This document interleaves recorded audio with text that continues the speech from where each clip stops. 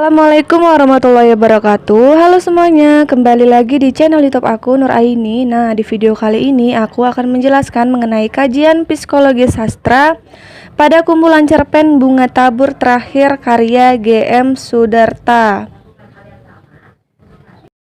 Psikologi sastra merupakan gabungan disiplin ilmu psikologi dan sastra. Psikologi sastra mempertanyakan mengapa tokoh-tokoh dalam karya sastra tersebut mengalami problem-problem kejiwaan.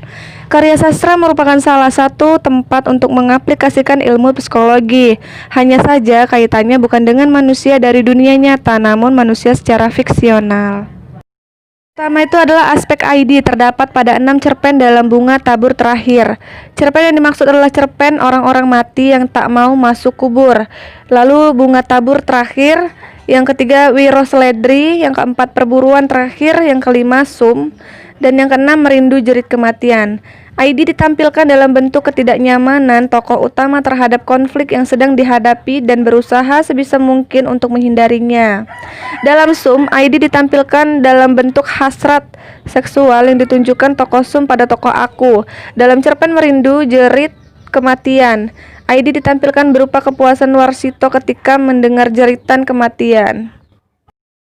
Yang kedua adalah aspek ego, terdapat dalam cerpen orang-orang mati yang tidak mau masuk kubur. Yang kedua Bunga Tabur Terakhir, yang ketiga Wiro Seledri, dan yang keempat Perburuan Terakhir. Ego tersebut ditampilkan berupa tindakan-tindakan yang diambil oleh tokoh utama untuk menghadapi persoalan yang sedang mendera dirinya. Aryo dalam cerpen orang-orang mati yang tak mau masuk kubur memilih tetap bertahan sebagai penggali kubur. Trimo dalam Bunga Tabur Terakhir memilih menunggu kehadiran Maryam selama hampir 10 tahun. Sum lebih memilih menyerah kepada nasib dan kenyataan. Mbah Wiro dalam Wiro Seledri memilih untuk menghadapi segala persoalan dengan tabah. Dalijo dalam Perburuan Terakhir memutuskan untuk melarikan diri dengan segala resiko yang siap dihadapinya.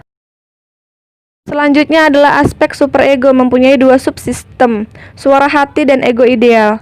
Suara hati menyaran pada hal-hal yang sebaiknya tidak dilakukan, sedang ego atau ideal menyaran pada hal-hal yang sebaiknya dilakukan. Ego ideal ditampilkan ketika Trimo memutuskan untuk melamar Maryam atas dasar cinta. Superego nurani terdapat dalam beberapa cerpen, yakni dalam Orang-orang Mati yang Tak Mau Masuk Kubur, Merindu Jerit Kematian, dan Perburuan Terakhir. Superego Aryo tampak ketika Aryo mengobati traumatik masa lalunya dengan mendekatkan diri kepada Yang Kuasa lewat bimbingan seorang kiai. Lalu dalam Merindu Jerit Kematian, superego Warsito datang dari kesadaran dan rasa bersalahnya karena melakukan yang merugikan banyak orang. Lalu superego dalam cerpen Perburuan Terakhir menengahi ID dan ego Daljo dengan mempertanyakan bagaimana kehidupan selanjutnya setelah bisa kabur dari penjara itu. Apakah masyarakat masih menerimanya dengan label ekstapol yang melekat dalam diri Daljo? Hanya itu yang bisa saya sampaikan, lebih dan kurangnya saya mohon maaf. Saya akhiri, wabillahi taufik wal hidayah. Wassalamualaikum warahmatullahi wabarakatuh.